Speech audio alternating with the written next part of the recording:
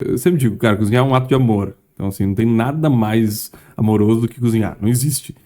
Então, assim, pra mim, poder mostrar como eu amo minha família é cozinhando.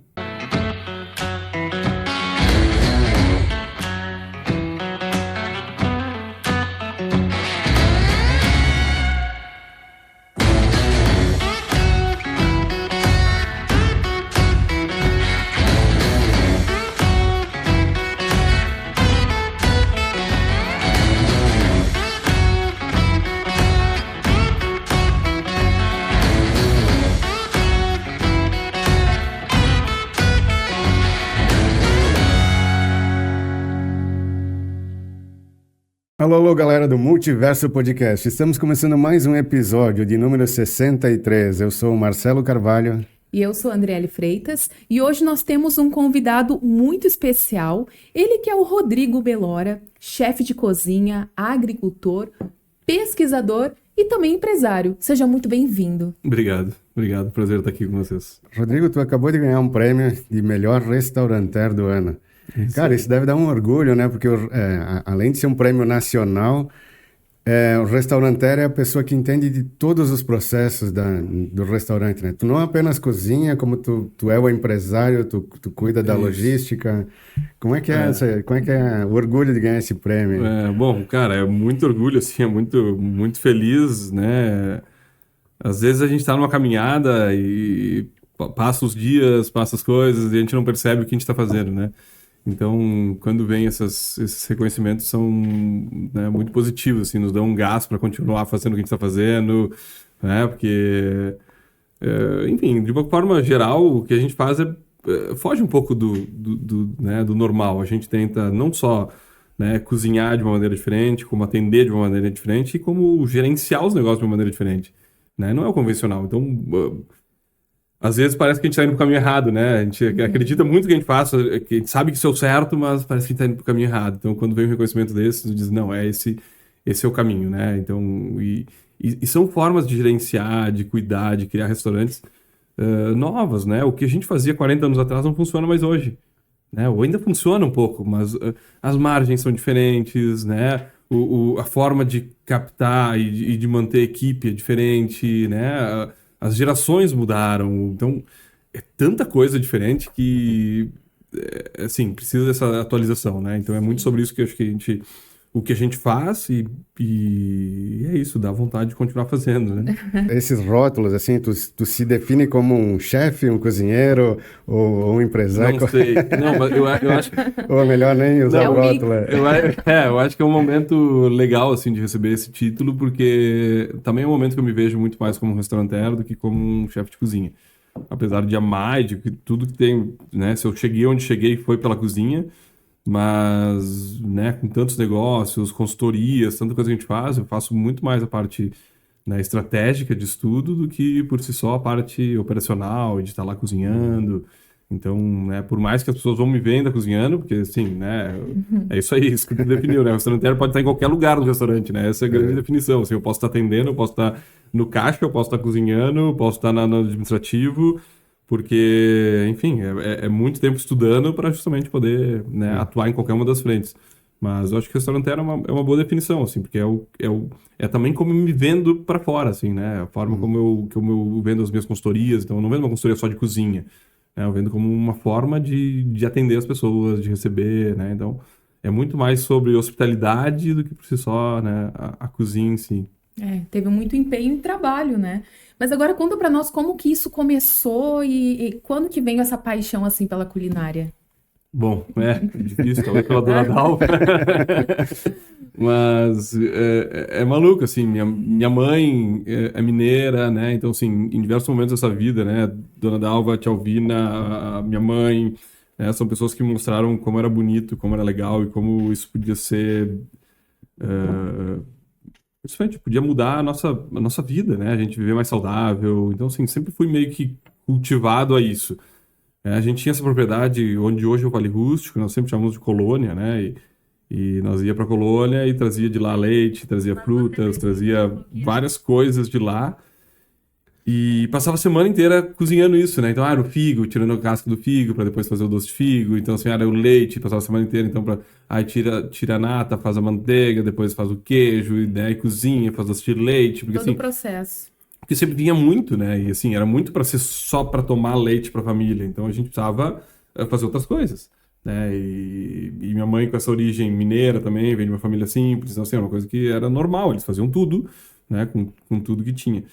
Então, eu acho que assim, muito do que vem daí, né? Eu sempre fui apaixonado por receber, sempre fui apaixonado por cozinhar, né, por fazer encontro, por reunir amigos, família. Então, isso para mim sempre foi uma grande alegria e foi se transformando num negócio, né? Tipo assim, então, quanto bom ou ruim é isso, eu não sei, mas foi uma coisa que foi acontecendo, né, naturalmente então, assim, em algum momento eu me formei em turismo, depois eu fui morar na Bahia, trabalhar em resort, com hotelaria mesmo. Lá acabei cozinhando em alguns momentos, né? Era o gaúcho, tava lá e tinha um francês que fazia churrasco na beira da praia. Ele disse, ô gaúcho, vem me dar uma ajuda. Quando eu vi, eu tava lá fazendo toda semana, sabe? Assim, essas coisas que naturalmente ia me atraindo esse lado, né? E aí eu volto, faço um MBA em gestão empresarial e nesse MBA, muitos colegas meus, né, eram grandes gestores de grandes empresas e eles já, cara, falavam sobre gerir, né, 80, 100 pessoas, 300, né, valores gigantescos. Muitos eram engenheiros, então tinha uma facilidade com calculadora. Eu formado em turismo, turismólogo, sem nenhuma relação com a calculadora, né? Então, assim, eles com uma calculadora de 1,99 faziam uns cálculos super difíceis, eu com uma HP 12C lá tentando descobrir como fazer um mais, né? Nada de exatas, é mais humanas. Né? E aí, cara, aquilo lá me chocou um pouco, eu era muito novo. Eu disse, cara, eu preciso gerenciar alguma coisa para saber que língua esses caras estão falando. Sim. Né? E aí que eu vou para essa propriedade, que era, né, a colônia, hoje é o Vale Rústico, e digo meus pais, cara, eu vou morar lá e eu vou fazer esse negócio dar certo, assim, esse é o meu, né, meu teste, tipo assim, esse meu TCC do MBA vai ser fazer isso. E eu vou para lá e começo, cara, tentar mudar aquilo, começo a tentar fazer alguma coisa de turismo de aventura lá dentro, era apaixonado por turismo de aventura, então, de caminhadas, de bicicletas, de passeios, de trilhas, né? Eu tento conectar algumas outras iniciativas ali pra gente fazer um parque maior lá dentro. Mas, por ironia do destino, eu começo a cozinhar, porque as pessoas iam lá fazer alguma coisa e precisavam comer, né? E começo a juntar o que eu estava produzindo, porque quando eu fui morar lá, eu já disse, cara, eu quero mudar minha vida, eu quero plantar o que eu vou comer, eu já quero pensar diferente as coisas. E começo a juntar o queijo da nona ali de cima, o salame do outro que eu tinha matado lá, o pão da outra senhora que fazia um pãozinho delicioso num forninho de barro. E eu juntei tudo isso aí, começava a fazer uma mesa, começava a servir essas coisas, pegava o ovo das minhas galinhas. E quando eu vi, as pessoas iam lá mais pra comer do que pra fazer outra coisa. E eles, tem um negócio aí. Né? E aí eu entendi e nesse momento de MBA, de pensando em negócio, né, entendendo, eu disse, cara, eu vou fazer um negócio disso. E aí começa toda a minha história da cozinha, assim. E essa tua pegada, digamos assim, pela natureza, vem daí da familiar que tinha a colônia, tinha as galinhas, tinha... Sim, sempre cresci nesse meio, assim, né, me apaixonado, assim, todo fim de semana ir pra lá, depois adolescente, pegava o ônibus e passava, né, fim de semana lá acampado no meio do mato, sem nada. O legal era ir sem nada e ter que, né, catar água, catar comida, sabe? Antes de ter... Hoje a galera assiste isso na televisão, né? Isso, na minha época nós ia lá e vivia isso, sabe? A gente ficava lá tentando caçar e fazer tudo pra comer. Como é que é? O Largados e Pelados, né? Era tipo nós Largados e Pelados. Que legal. Pegar a galinha, matar ela. Tem histórias engraçadas disso, porque quando eu comecei o restaurante, né? Nem sei se posso falar isso, mas enfim. Quando começou o restaurante, fazia umas coisas assim. Um dia eu postei um negócio, vamos fazer um coelho, né? Vamos matar o coelho, vamos cozinhar o coelho, vamos... E aí deu, tipo, 2 horas, chegou a vigilância sanitária lá. Mas isso já aconteceu, não tem blog, problema. Na época tinha blog, assim, né? Eu postei no blog, uma atividade diferente, passar o dia fazendo... E aí era o jeito que nós comunicávamos, assim, né? E foi muito engraçado. Mas, enfim, depois hoje a gente tem uma relação super boa com a vigilância e tudo. E aí tu criou esse movimento de cozinha da natureza, né? Então tu aproveita as frutas da época, as verduras, tudo que tu puder aproveitar que for fresco, for Isso aí. mais E vocês plantam saudável. também? Lá, Sim, a gente menos planta lá. orgânico. Lá a gente tem uma propriedade, são 12 hectares, a gente planta, colhe, tem galinha, tem porco, tem ovelha. Né? Não que use tudo isso, muito disso também é para educação. Então, enfim, até para incentivar outros produtores. Ninguém mais pode... não se cria porco solto, orgânico, sem cereal. Não, se cria. Né? Tá aqui, a gente consegue. A gente faz, mostra e tenta usar isso para incentivar outras pessoas a produzir. E até para produzir uma quantidade maior para a gente ter, para bater no batedor, trazer tudo certinho. Então, enfim, esse é o lugar e a gente tenta muito aproveitar tudo que tem aqui, não só assim estação, mas também assim, por que a gente tem, né, a gente usa batata o ano inteiro? Batata não tem o ano inteiro também tem estação, mas a gente usa batata o ano inteiro. Então a gente começa a se organizar para usar pinhão o ano inteiro, por exemplo. Então a gente tem pinhão o ano inteiro. Né? Então a gente faz pratos com pinhão o ano inteiro, que a gente organizou uma cadeia que, cara, tem gente que colhe, tem gente que pré-cozinha, a gente congela, né? A gente compra quase 1 tonelada de pinhão por ano, né? Pensando em todos os negócios. Então, mais ou menos assim, sabe? As frutas, porque também as nossas frutas nativas são extremamente perecíveis, né? É muito mais perecível que qualquer outra fruta. Um butiá, uma guabiroba, uma uvaia, uma guabiju, né? Cara, desde araçá vermelho, de pitangas, tudo isso é muito perecível. Então, assim, não tem como vender isso no mercado. Talvez nunca tenha esse mercado, né? Talvez no auge da safra a gente vai ver na feira. Mas, tipo assim, né? De alguém muito cuidadoso, que colhe direitinho e tal. Então, porque as árvores não foram nem podadas para ser isso, né? Então, assim, é difícil de colher, é difícil de tudo. Então, a gente faz polpa, né? Então, assim, é muito polpa. A gente tem hoje no Rio Grande do Sul, a gente tem a Cadeia Solidária das Frutas Nativas, que é um grupo de extrativismo sustentável, referência no mundo, assim, que a gente faz de trabalho aqui. E através desse grupo que a gente consegue, né? Por exemplo, nas frutas, esse é o grupo que nos abastece muito de fruta, além do que a gente tem, né? Mas a gente também tem um grupo que consegue a gente fazer isso. Ter o ano inteiro, tem mais gente pensando nisso, e é um complemento de renda para muita gente que vive, né, na roça. E, cara, tinha uma árvore de uvaia que nunca deu valor e hoje ganha uns bons reais com essa árvore de uvaia, assim, então... Então vocês trabalham com poucos industrializados, por exemplo, quase nada. Nada, zero. Que maravilha, né? Não, e é um diferencial, porque a maioria das pessoas, né, de alguns empresários, eles pensam só no dinheiro, não importa o que o cliente vai consumir. Então isso externou de você, da sua família, para os seus clientes. E tinha uma época, não sei se tu ainda faz isso, que tu vendia, vamos supor, tu quer abastecer teu armário lá, tua cozinha. Daí, Rodrigo, tu reunia fornecedores e tu... A gente fazia a cesta da horta. A cesta da horta, isso. A dificuldade disso era a logística, né? O que me mata nessas coisas é a logística, assim. Hoje a gente não faz mais, muito pela logística, assim, porque no fim a gente entendia que era uma empresa de logística, não era uma empresa de distribuição, porque a gente queria que fosse um CSA, assim, essa coisa que é tipo comunidade apoiando a agricultura, né? Em inglês, Community Support Agriculture. Então, que são isso, as pessoas, elas estão pagando não só por aqueles produtos, elas pagam, na verdade, para manter aqueles agricultores lá, né? E para manter esse cinturão verde ao redor da cidade. Então, era toda uma filosofia muito legal, mas o que nos matava é a logística e, sabe, entregar coisas com as pessoas é muito difícil, sabe? Não tem ninguém, não avisa, toca, não tem... isso dava um transtorno. E muitas vezes eu mesmo ia entregar. Aí agora você não trabalha mais com... Não, porque daí com a Tubuna a gente acaba centralizando lá, muita coisa de produtos tem lá, a gente não tá vendendo, né? Em época que a gente tem super safra de alguma coisa, por exemplo, no Vale, que a gente não consegue absorver tudo nos restaurantes, a gente põe lá para vender. Tenho vagem, tenho abóbora, tenho... Então a gente põe lá. Então hoje a gente tem um lugar onde tem um fluxo grande de pessoas, porque os outros restaurantes são fluxos menores, assim, né? Então a Tubuna acabou sendo esse nosso grande ponto de encontro e de conexão, né? E sobre isso que falava da comida, né? De não usar industrializado, é uma coisa que no treinamento das nossas equipes sempre tem isso, assim, cara, cozinha como se estivesse cozinhando pra tua família. Então, né? Por mais que eventualmente tu podia cozinhar pra tua família com essas coisas, mas conforme tu vai aprendendo, tu vai dizendo, não, isso eu não quero mais. Né? Então, assim, esse aprendizado, eu brinco, ninguém entra e sai, né, dos nossos times igual, né? As pessoas saem muito, muito diferentes. Porque... Exato. E isso também ajuda muito na nossa saúde, né? Foi com esse intuito que vocês pensaram em não usar produtos industrializados também?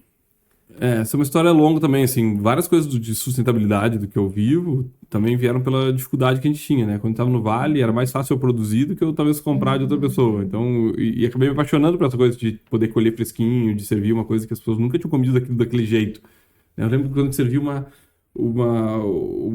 fava da ervilha com as ervilhinhas dentro. Eu só abria a fava, temperava e as pessoas tinham que arrancar, desconectar ela da favinha. Isso era uma experiência já maravilhosa e as pessoas ficavam encantadas com aquilo, sabe? Então eu digo assim, era uma coisa tão simples, né? Que chegava a ser besta se a gente for pensar, mas que era tão importante para reconectar as pessoas, né? Com o alimento, com a natureza, de onde as coisas vêm, né? Porque tu compra um saco daquela ervilha, né, congelada, tu nem faz ideia de como vem verdade. aquilo, como é produzido. Então, quando tu vê... Porque, assim, isso tudo é arte, isso tudo é uma beleza tão rica, Sim. né? Cada coisinha encaixadinha do jeito Perfeição certo. da natureza, A né? perfeição, cara, é tão incrível, assim. Então, era muito sobre isso. Assim, a gente mostrava essa beleza da natureza da forma mais natural possível.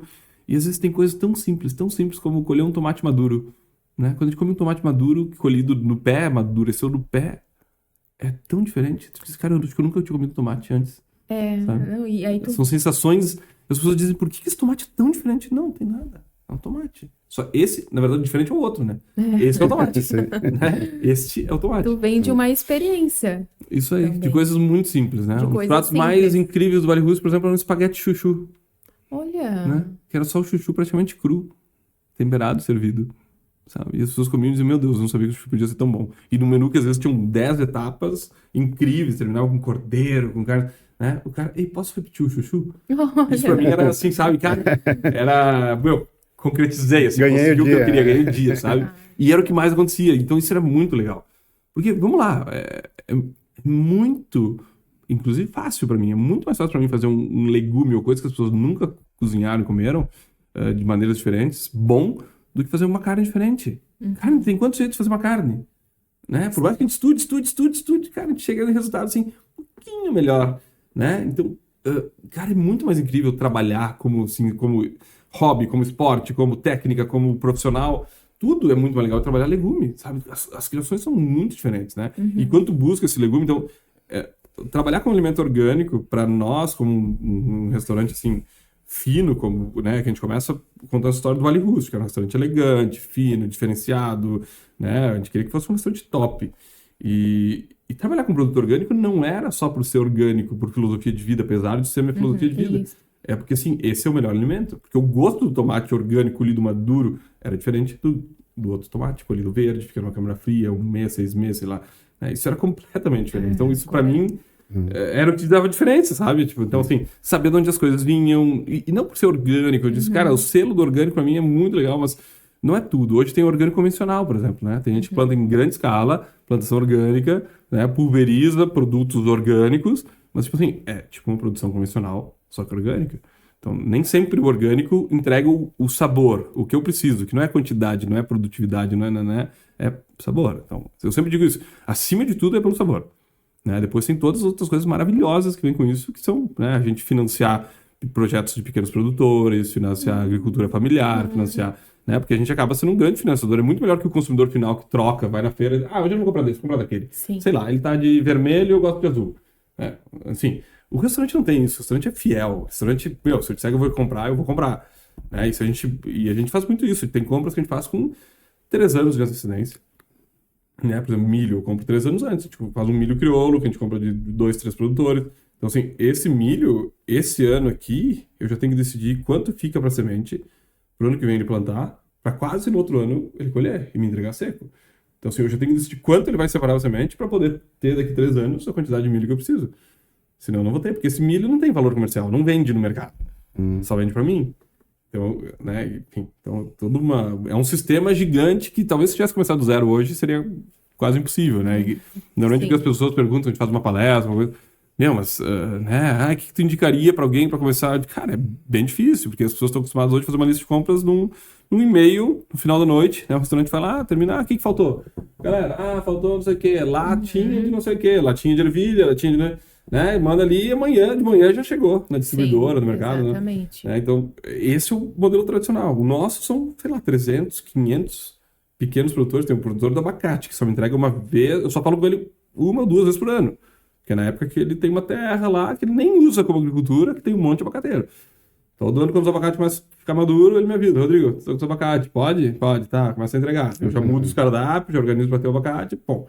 E tipo, é isso, acabou. Não falo mais com ele o ano que vem. Né? Coisa boa, né? Que maravilha. É bom, mas é ruim, porque assim, são um monte de produtores, né? Você tem que ter esses contatos. E eu digo, tem que criar essas relações, né? Que mais do que... Esses caras não entregam o melhor que eles têm pra mim porque eu pago mais. Eles entregam o melhor porque eles têm pra mim porque a gente cuida do que eles têm. Entende? A gente trabalha aquilo com amor, porque a gente dá valor pra aquilo, a gente põe holofote, a gente põe brilho, a gente põe tantas coisas bonitas naquilo que, cara, eles têm prazer de nos entregar o que ele tem no melhor da produção. Né? Os outros vão para os outros mercados. E não é porque a gente paga mais, é porque a gente cuida. Né? Em vários outros lugares ele vê o produto que ele fez, às vezes, com tanta dificuldade, carinho, cuidado. Né? Jogado lá. E aí depois te liga: estragou a metade aqui, tu tem que não trocar? Né? Tipo, fica assim, meu, putz, cara, tanto trabalho para produzir. Né? Então, enfim, acho que é muito, muito isso. Assim. Hoje a gente é conhecido por isso. Cara, quem tem produto legal, coisa muito boa, procura a gente. Sabe, hoje praticamente não precisa ficar procurando as pessoas. No começo eu tinha que ficar garimpando, procurando, né? Hoje muita gente chega pra nós: cara, eu tô com, produzindo um mirtilo maravilhoso, não é um mirtilo normal, um mirtilo maior. Esses caras chegam na gente, porque sabem que a gente vai dar valor pra Virou referência, né? Outro movimento legal que foge digamos assim, do padrão atual é o do slow food, né? Porque a gente vive na era do fast food, né? As pessoas têm pouco tempo, comem em segundos, é um intervalinho ali do trabalho, não sei o quê. Aquela comida industrializada, pronta.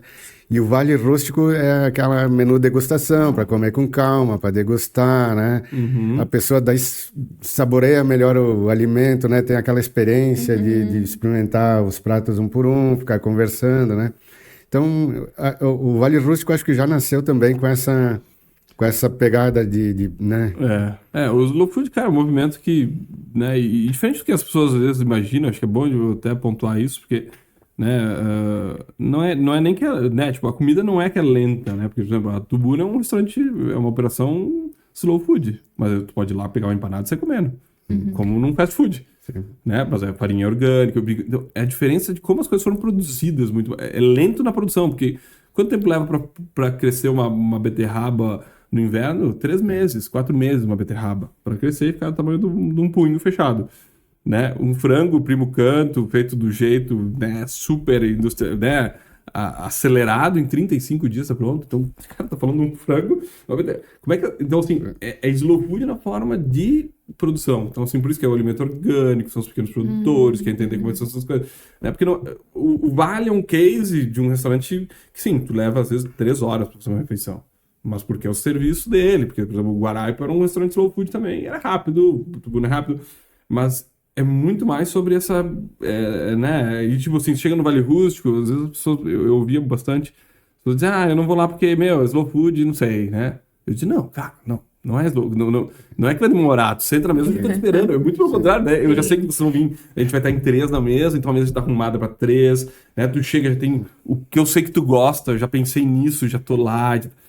É que a palavra slow leva as pessoas a pensar que é lento, sabe? Que vai né? demorar, e não é isso. Mas ele já está desmistificando aqui, ó. É isso aí. E é importante desmistificar isso, porque assim, não tem nada com a velocidade de servir. O slow food nasce com um movimento de enogastronomia. Então, o Carlo Petrini, em contrapartida ao fast food que estava chegando na Itália, né, no final da década de 80, ele era um jornalista, né, famoso lá, e ele disse: cara, não vamos aceitar isso. Não vai ter isso aqui. Nós vamos criar... Se tem um movimento chamado fast food, então nós vamos criar um movimento chamado slow food. Porque a gente quer, assim, ficar um tempo na mesa, a gente quer harmonizar com vinho, a gente quer comer, fazer a harmonização, a gente quer ter tempo, né? O movimento evolui, obviamente, como tudo. Então, hoje é um movimento que a gente chama de ecogastronomia. Né? Que entender, assim, né, a gastronomia é relacionada com o meio ambiente, com a natureza, com né? Que isso é muito próximo do que eu chamo da minha filosofia, que é essa coisa de natureza. Né? Toda ela é baseada nesses conceitos de quilômetro zero, slow food, né? De permacultura. Então a gente tenta trabalhar isso da melhor maneira possível. Mas, enfim, são movimentos que nos fazem... E é muito bom de descobrir esse movimento, porque no começo, quando eu fazia tudo isso, era um louco no meio do mato, o Beloura pirou de vez, né? E tá lá no meio do mato com um restaurante. E aí, depois de um tempo, eu descubro esse movimento e tu diz, cara, mas tem mais 100 mil, 200 mil pessoas no mundo fazendo essa loucura.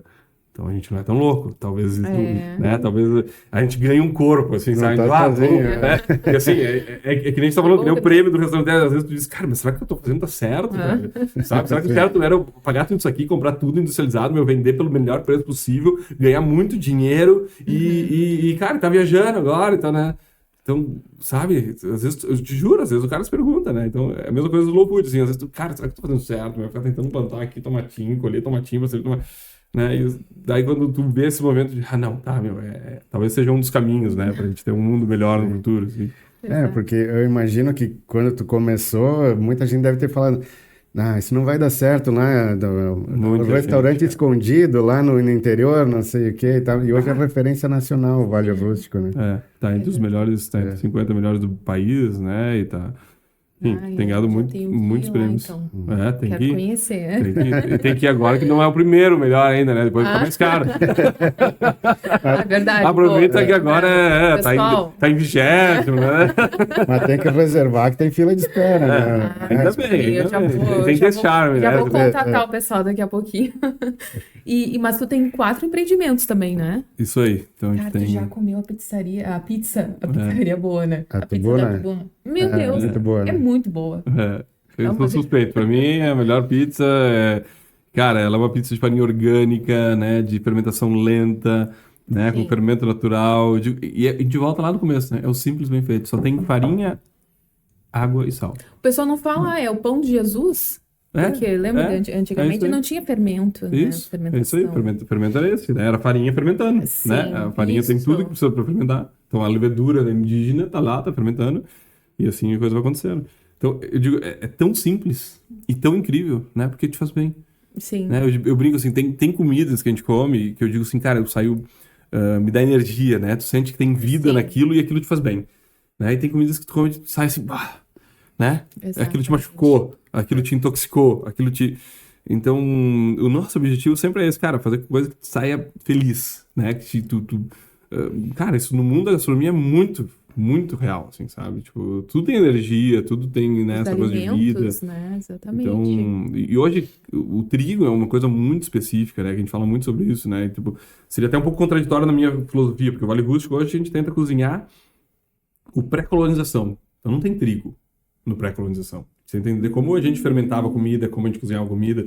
Então técnicas como, sei lá, o pinhão na grimpa, para mim é a minha inspiração de cozinha. Que era como os povos originários daqui cozinhavam aquilo que eles tinham, né? Botando fogo no negócio, de um jeito, saía de um processo de cocção incrível, com defumação, com crocância, assado, cozido, fechado.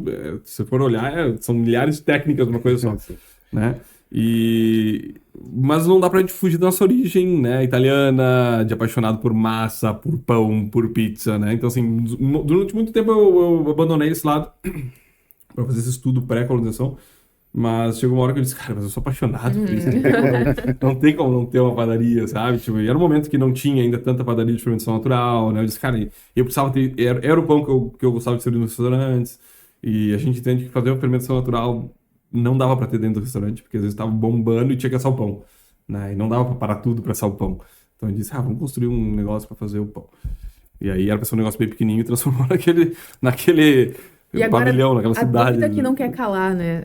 Mas na casa de vocês, na tua casa, você também faz o almoço, o jantar, ou a tua esposa, alguém? Porque como que é o... Não tem muito tempo. Né? Não, eu adoro cozinhar pra minha família, porque assim, é um momento de... Eu sempre digo, cara, cozinhar é um ato de amor. Então, assim, não tem nada mais amoroso do que cozinhar. Não existe.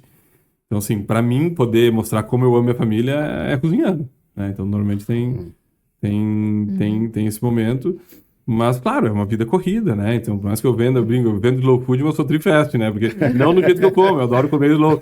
Mas assim, por isso que eu digo que não dá pra comparar slow com viver slow, porque não é necessariamente o jeito que a gente vive, porque eu vivo correndo, cara, eu vivo num monte de restaurante, provando coisas, fazendo um monte de coisa.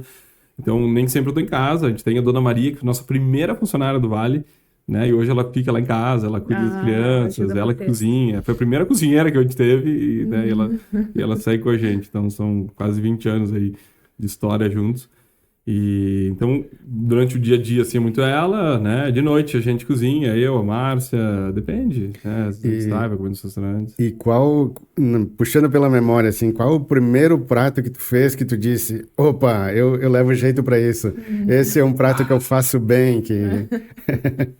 Não sei, cara, mas um dos primeiros pratos que eu fiz, eu me lembro direitinho, eu precisava... não tinha dinheiro, cara, eu precisava botar um aquecedor de água lá no Vale Rústico. Tá bem no comecinho, assim. E aí tinha o pessoal da... o nome da empresa... Broilo, sei lá. Era uma empresa que tinha aqui, acho que até tem ainda. E aí eu tava orçando com vários aqui, assim, e aí tinha esse pessoal, e eu disse, cara, mas eu não tenho dinheiro pra isso, é muito caro, não tenho.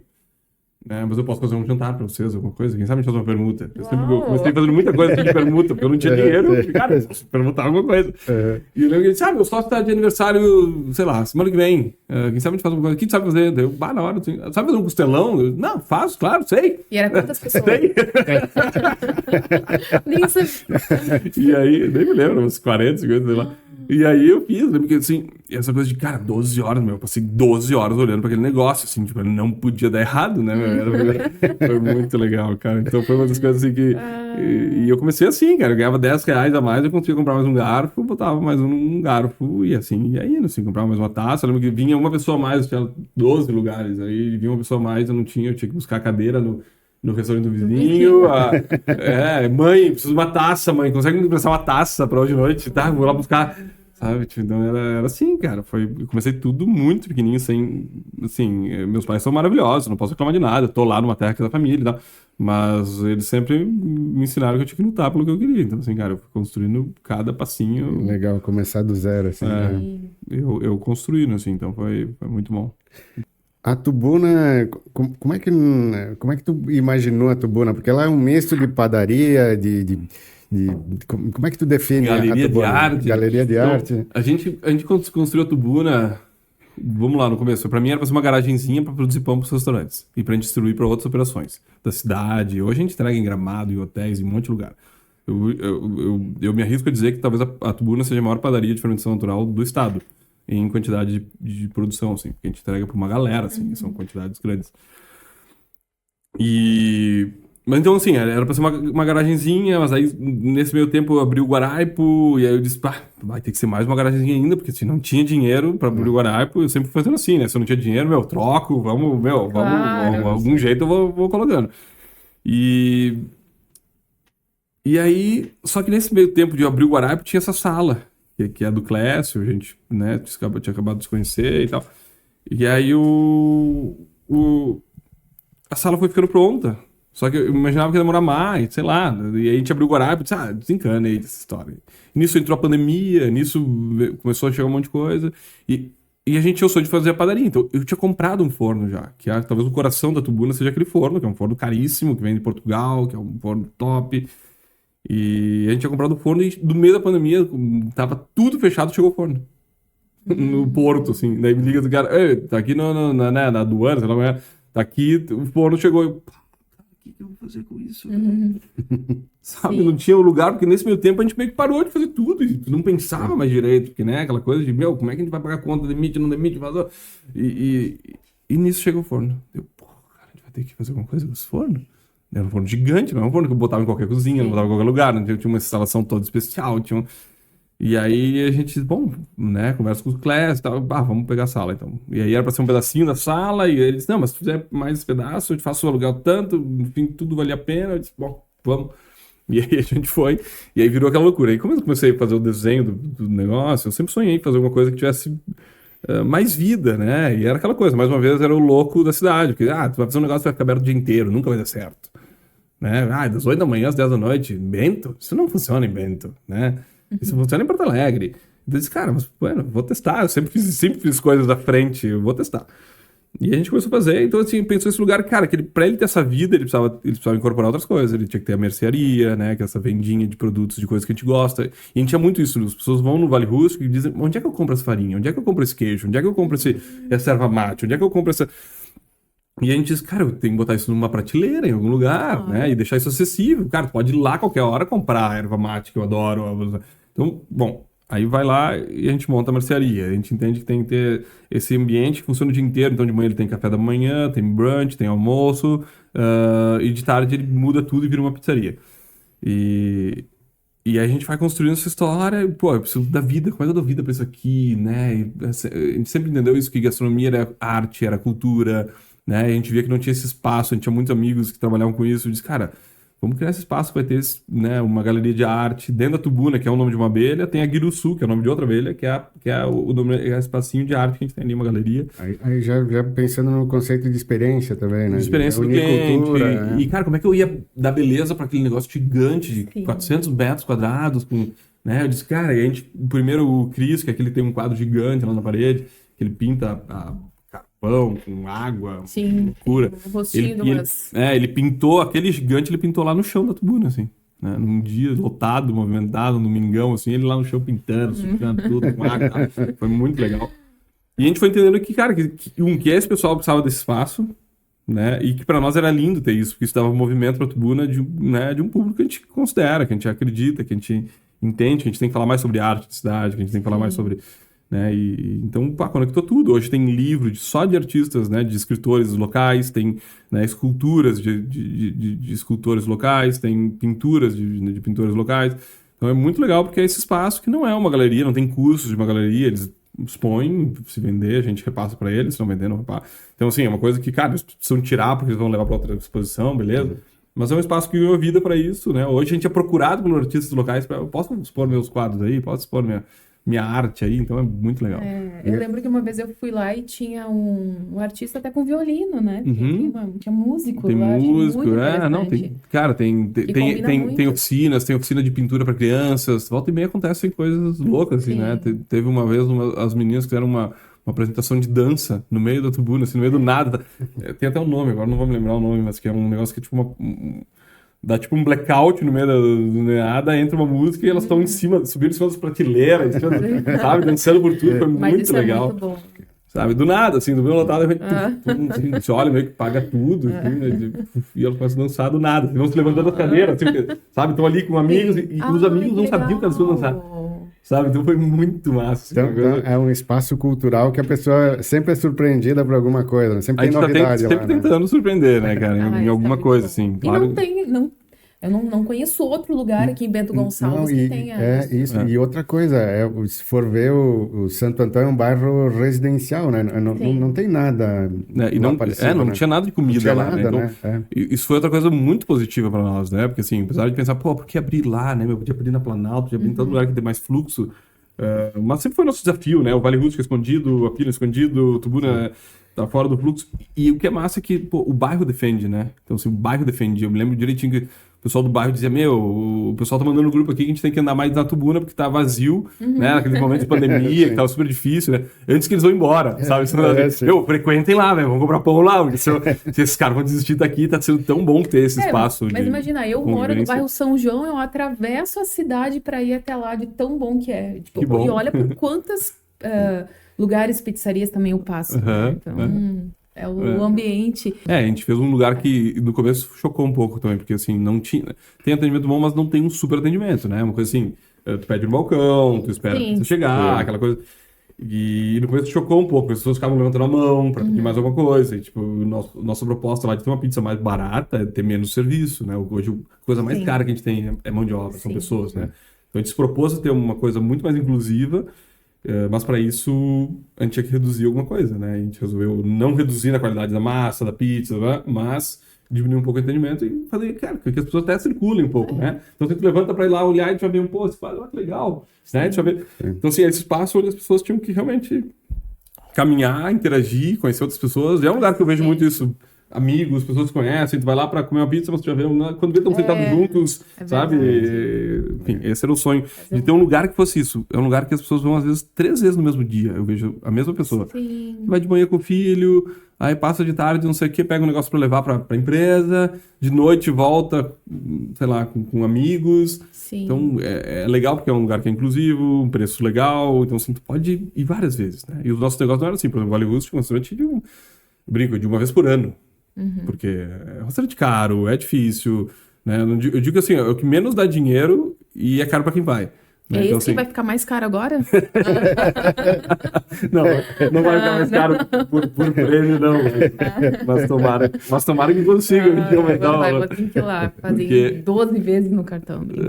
Não, é a experiência que tem que ter. É Não, mas é uma verdade, experiência com boa, certeza. assim, é gostoso, assim, é pra quem valoriza isso, porque eu digo assim, não é pra quem tem muito dinheiro, pra quem valoriza a comida, né, pra quem tá disposto a entender isso. E teve momentos que o Vale Russo foi mais caro, e eu voltei no preço porque eu tava sentindo um público que eu não queria. Entende? Porque essa galera que curtia comer, por mais que tivesse que guardar e planejar essa ida, e, sabe, e chegava lá contadinho, velho, pra ter aquela experiência, não tava mais indo, que tinha se tornado muito além pra eles. Né? E o público tava indo numa galera que não dava bola pra aquilo que a gente tava fazendo. Então a gente voltou atrás justamente para continuar atendendo esse público, que é o público que a gente gosta de atender. Claro. Porque, então, assim, a gente já podia ser mais. Se a gente comparar com restaurantes do que a gente faz no Brasil, no mundo, a gente é muito barato. Mas é isso, a gente não quer perder o público local, a gente não quer perder, né, coisas que a gente acredita e que quando dá essas loucuras todas, como as enchentes, como a pandemia, a gente percebe como é importante a gente continuar pensando no público local. Né? Porque se tivesse um restaurante só tendo paulista, cara, quando dá essas coisas eu ia ficar sozinho, né? E muito diferente do que aconteceu. Quando deu essas coisas eu vi o público local indo mais, sabe? Frequentando, dizendo, a gente precisa ajudar, porque né, tem que acontecer, então... E, Rodrigo, como é que começou essa tua paixão por abelhas, por apicultura, mel? Tu virou um especialista em mel, né? Eu sou apaixonado. Até os nomes, tu pega a referência das abelhas, né? Cara, é uma paixão e me apaixonei pelas meliponas, né? Então, eu começo contando uma história. A gente tem tipo, as apis mellifera, que são as abelhas que com ferrão, que picam. E a gente tem as meliponas, que são as nossas abelhas nativas, que não existe apis mellifera aqui. A apis mellifera vem da África, da Europa, da Ásia, mas não existia na América. Na América a gente tinha as meliponas. E é muito sobre essas abelhas que, pô, eu tento defender, assim, porque a gente tem, né, hoje o maior risco de extinção de algumas abelhas. A Guaraipo, que era o nome do restaurante Farroupilha, é a abelha com o maior risco de extinção no Rio Grande do Sul. E cara, quando tu começa a se relacionar com elas, pô, é muito apaixonante, sabe? É uma coisa... É incrível, porque é uma abelha que não tem ferrão, então tu trabalha sem roupa de apicultor, né? Tu mexe nelas, tu vê como elas estão, tu colhe o mel, tu vê a rainha, tu interage... E aí a gente chega no principal pra mim, né? Que volto lá. É muito legal todas as histórias, mas por quê? Cara, porque o mel delas é a coisa mais incrível do mundo. Tipo, a gente vai ouvir falar muito sobre mel de abelha nativa brasileira nos próximos anos, assim. Com certeza o maior ouro da gastronomia que a gente tem no Brasil é esse mel. E além do mel, depois tem pólen, tem outras coisas que elas produzem que são tão incríveis quanto e que a gente nunca ouviu falar. Então, há uns 10 anos atrás eu conheci um meliponicultor e além de me apaixonar pela caixinha, pelas abelhas, pela forma como elas vivem e tal, eu provei os mel e eu disse, cara, não, isso não é possível, cara. E daí eu já saí no primeiro dia, eu saí com uma caixinha e levei pra casa já. A primeira vez que eu tive com elas, eu disse, não, preciso de uma caixa dessa abelha, cara. E aí comprei o primeiro colmeia. E aí fui me apaixonando, fui conhecendo mais apicultores, né? Eu sempre tive uma facilidade de lidar muito tanto com os agricultores, então comprar produtos legais e tal. Por também ter sido, né, agricultor, por também ter vivido isso, então isso me dava uma dinâmica muito boa. De falar a mesma língua, de falar do jeito que eles falam, de entender o que eles falam, de entender as dores, né? Então isso me dava uma abertura muito grande. Quando eu comecei a me viver com as abelhas, eu disse, cara, eu preciso criar também, porque eu preciso entender de cabo a rabo o que essas abelhas falam. E outra, a gente, queira ou não, hoje tem esse poder, né, de estar aqui hoje falando sobre elas, né? E algumas pessoas vão ouvir isso e vão dizer, uau, o que é isso? Vão pesquisar, talvez vão cuidar, talvez vão comprar uma caixinha, vão cuidar delas e vão defender essas abelhas. Quando verem, não vão achar que é uma mosquinha e vão matar, como muita gente faz. Então, acho que é isso, assim. Eu senti que eu tinha também esse poder de falar, né? Então, dei o nome dos restaurantes de abelha para justamente as pessoas perguntarem, o que é isso? Não, isso é abelha, cara, que não é para matar. Sem elas, acabou. Né? Tipo, a gente precisa... E, sim, a Apis mellifera não poliniza muitas das nossas frutas nativas, árvores, plantas, né? Porque ela tem uma característica diferente. A melipona, como não desenvolveu ferrão, ela desenvolveu mandíbulas. Porque elas faziam as tocas dela dentro dos ocos das árvores. Então, não tinha um urso. O urso não tinha motosserra. Então, assim, ele não conseguia entrar dentro do oco da árvore para roubar mel. Ela não precisava se proteger. Ela não precisava se proteger de mamífero, ela se protegia de inseto. Então, ela atrofia o ferrão e cria mandíbulas. Então, entra uma formiga ali, tu só vê ficar a cabecinha da formiga e depois cai os pedaços. Elas cortam no meio, assim, é impressionante. Então, é uma mandíbula muito afiada. E essa mandíbula eles usam para fazer, inclusive, polinização de algumas plantas, que tem o néctar encapsulado, então elas conseguem estourar. E se não estourasse, sem mandíbula não consegue estourar. Sem mandíbula não teria polinização de várias plantas. Né? Então, e tem outras coisas que tem flores muito pequenas, por exemplo, moranguinho. Moranguinho é uma coisa que a gente vê muito jataí, né? Que é uma das nossas abelhas nativas. Jataí é usado em toda a produção de morango, porque cada bolinha daquela lá é uma frutinha que foi polinizada. Né? Então, se tu vê um morango que ele é defeituoso, assim, porque foi mal polinizado. Né? E só uma jataí consegue polinizar, porque é uma abelha bem pequenininha e consegue ir em cada florzinha daquela. Por exemplo, uma apis mellifera não conseguiria. Né? Então, tem várias coisas, vários cases também de polinização que são muito bonitos. Né? Por exemplo, o quiabo. Né? O quiabo que tá retinho, ele foi bem polinizado. Se ele ficar torto, se tu abrir ele, tu vai ver. Aqui tem as bolinhas grandes e aqui não tem nada, só tem sementinha. Quer dizer que não polinizou as de cima. Por isso que esse lado cresceu e esse lado ficou pequeno. Então, dá quiabo torto. Quiabo reto é quiabo polinizado. Enfim, tem mil... Não, como é legal ver alguém exemplos, apaixonado pelo... Não, cara, eu poderia ficar 2 horas aqui falando sobre a abelha, cara, porque assim, é uma paixão, e aí tu começa a entender como em comunidade, como elas vivem, né? E uma das coisas que eu sempre finalizo quando eu tô falando com o público, com crianças, eu digo, cara, as abelhas têm uma diferença entre uma abelha rainha e uma abelha operária. Só tem uma diferença delas. Todas são filhas da mesma mãe com o mesmo pai. A rainha só fez um voo nupcial quando ela era princesa, ela fez um voo nupcial e entrou numa outra caixa. Ela nunca mais saiu daquela caixa. Ela nunca mais tem contato com Essa é a rainha. outro zangão. A rainha. E ela põe todos os ovos. Então todo mundo é filho da mesma mãe, com o mesmo pai.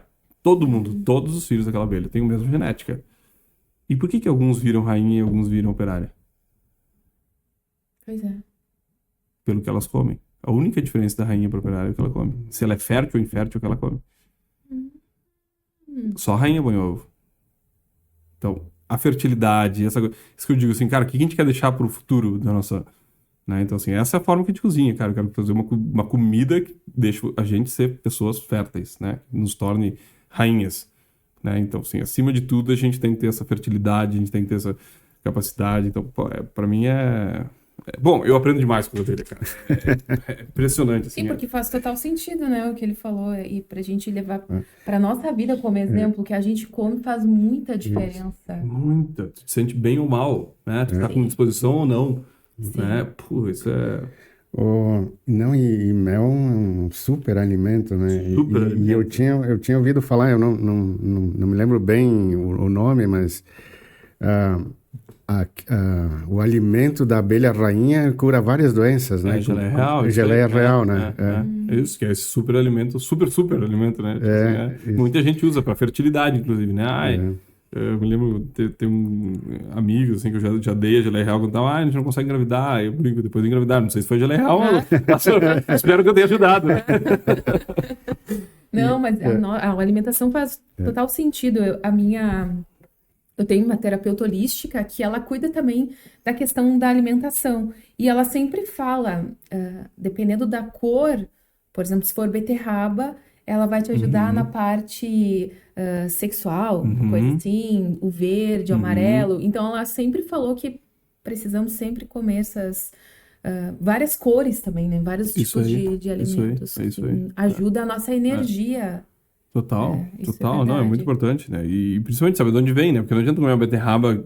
Sim, exatamente. Como, sabe? Cara, é uma massa burra, né? Sim. E assim, bom, a gente poderia falar horas sobre isso, mas quando a gente fala sobre alimento orgânico e inorgânico, né? E se fizer uma análise sobre eles, a parte, assim, de açúcares, talvez seja parecido, apesar de ser bem diferente. Né? Tem uns estudos, assim, tipo, a cenoura orgânica, não me lembro agora de cabeça, mas tem... Como é que a gente fala, quando a gente faz a análise da uva, né? A gente vê, olha, se tem o grau Brix dela, né? Então, uma cenoura orgânica tem, sei lá, Brix 17, sei lá, é bem alto. E a convencional tem 0. Mas se tu olhar mais a fundo, assim, a parte nutricional delas são um pouco diferentes, não tem tanta diferença. Mas os micronutrientes são completamente diferentes. Né? Aí o nutricionista vai dizer, mas os micronutrientes a gente espelha quase todos, não precisa. Ok, mas quando tu precisa também não tem. Né? Porque assim, às vezes teu corpo vai buscar aqueles micronutrientes para te salvar de uma doença, né? E aí, se não tem, porque a gente usa muito pouco, enfim. Então, cara, são coisas muito importantes, né? Esses micronutrientes são muito importantes, porque é isso, essa que é a diferença do alimento vivo pro morto, né? O que não tem micronutriente, ok, tá comendo o quê? Né? cálcio, potássio e então, beleza. Tipo, é como se estivesse tomando uma pílula, Sim. né? Enquanto o outro não, vem com vida, né? Vem com esse entendimento do solo. Eu sou muito uma coisa com criança, eu digo, cara, por que a gente tem melancia no verão? Porque tá cheio de água. E a gente precisa se hidratar. Então a gente come uma coisa que tem açúcar e água A para natureza hidratar. é sábia, Por né? que a gente come laranja no inverno? Porque tem vitamina C, porque tem acidez, porque tem essa... Então, a natureza tá te entregando... É só tu respeitar, ela tá te entregando as coisas na hora certa, né? Se tu pegar aquilo e consumir... Então, se tu não tentar manipular ela, tu vai ter as coisas boas, com os micronutrientes e com tudo que precisa de vitamina na hora certa.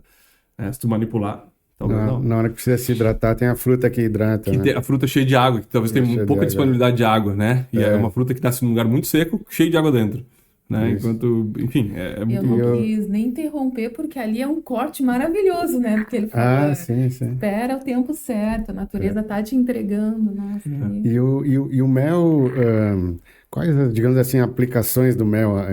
Além do mel puro, eu posso usar o mel para quê? Digamos que eu queira adoçar uma bebida, Sim, um chá. O nosso mel de abelha nativa, eles acabaram ficando como remédio, né? Se existem essas abelhas ainda, é porque durante muito tempo eles dentro da medicina informal, assim, era considerado como um remédio natural, assim, né?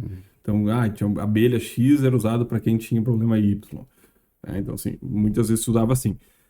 Eu não tenho coragem de usar esses méis de abelhas nativas, que são caríssimos e raros, porque uma abelha dessa dá às vezes 200, 300 gramas, as que produzem bem 1 quilo. Né? Então, assim, é um mel que dá pouco para a gente poder botar num bolo. Né? Mas, por exemplo, cara, um bolo de mel, a gente faz muito sobremesa, a gente finaliza, a gente faz um toque de mel queimado. Enfim, a gente usa os nativos a gente usa até em receitas salgadas. Tem um prato que a gente servia muito lá no Guarai, porque era a cogumelada, que a gente servia como se fosse uma galinhada de cogumelos. Né? A gente finalizava com umas gotinhas de coalhada de kefir e finalizava com um fio de mel de abelha nativa, porque ele não é doce, ele tem muita acidez. Né? Alguns são mais ácidos, então era uma combinação explosiva, assim, sabe? Perfeita. Então, eu uso em muitas coisas, né? O mel enfim, é super versátil, mas, acima de tudo, é importante a gente lembrar que, né, mesmo sendo um alimento, ele é um remédio, assim. Ele tem muita capacidade de nos curar de muita coisa, assim. Mel, própolis, né?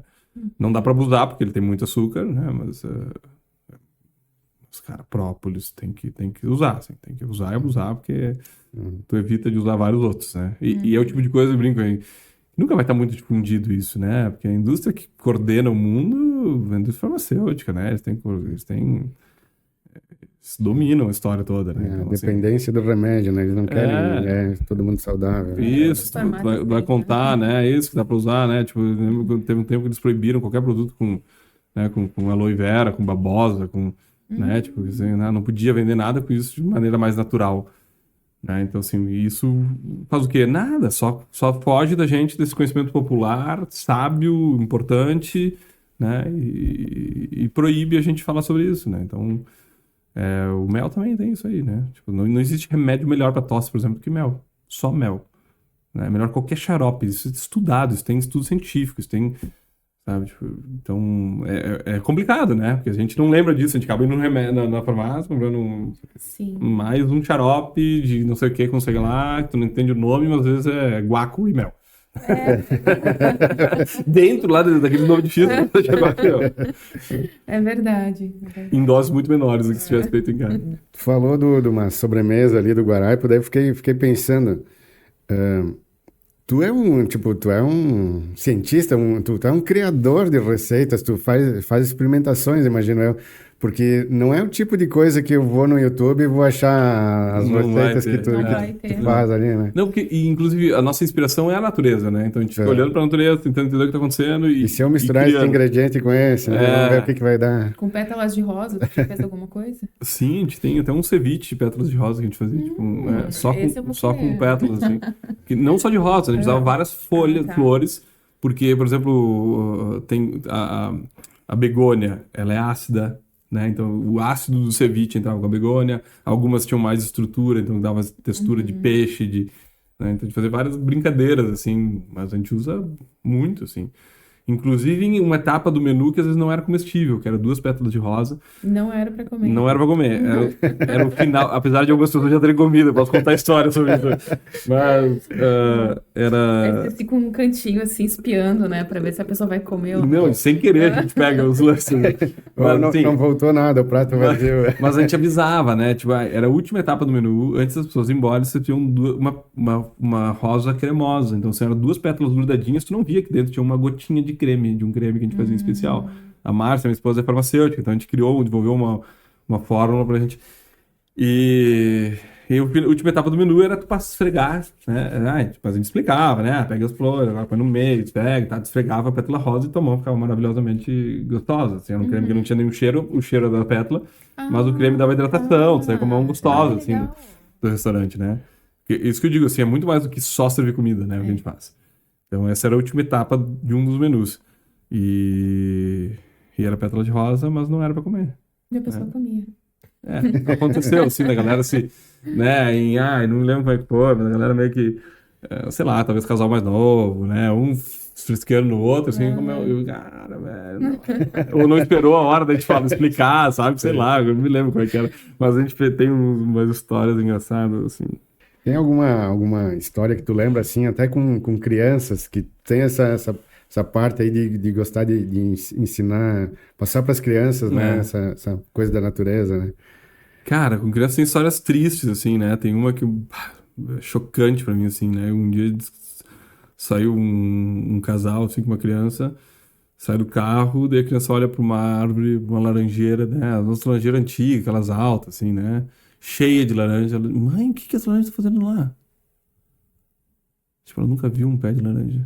Ela não entendeu o que as laranjas faziam em cima daquela árvore.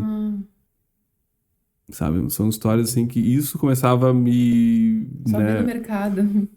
Isso começava a me motivar para cada vez mais trabalhar com crianças, né? Hoje a gente faz, ontem eu estava lá, a gente faz um trabalho com cooperativas escolares, ensinando sobre gestão sustentável, sobre restaurantes, sobre serviços, né? Que é super lindo.